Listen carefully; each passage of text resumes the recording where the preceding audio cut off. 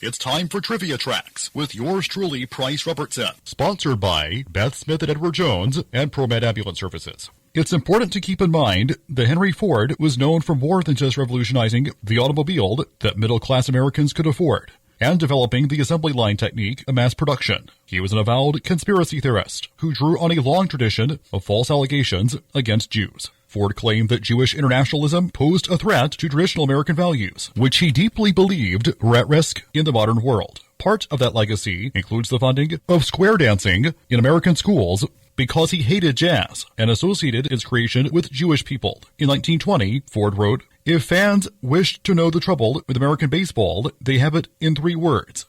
Too much Jew."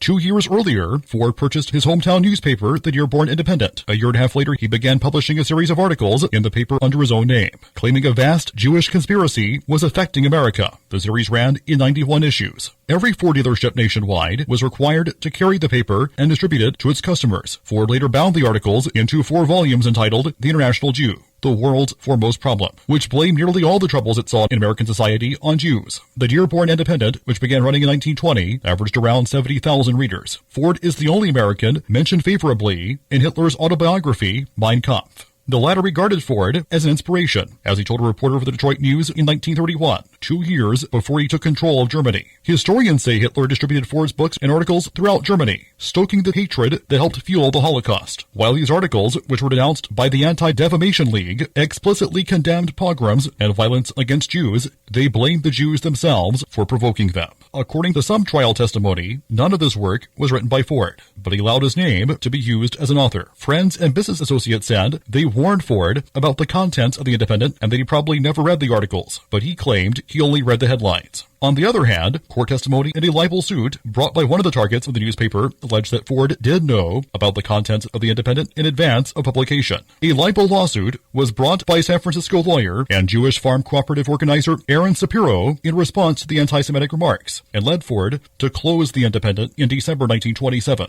Recanting his views in a public letter to Zygmunt Livingston, president of the ADL. The distribution of the International Jew was halted in 1942 through legal action by Ford, despite complications from lack of copyright. It is still banned in Germany. Extremist groups often recycle the material, which still appears on anti-Semitic and neo-Nazi websites. According to historian Robert Lacey, when Henry Ford was shown newsreel footage of the Nazi concentration camps, he, and I quote, was confronted with the atrocities, which finally and unanswerably laid bare the bestiality of the prejudice to which he contributed. He collapsed with a stroke, his last and most serious. Ford had suffered some strokes before that. His final cerebral hemorrhage occurred in 1947 at age 83.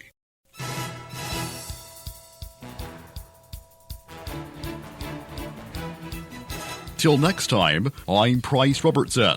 Amazed by today's trivia?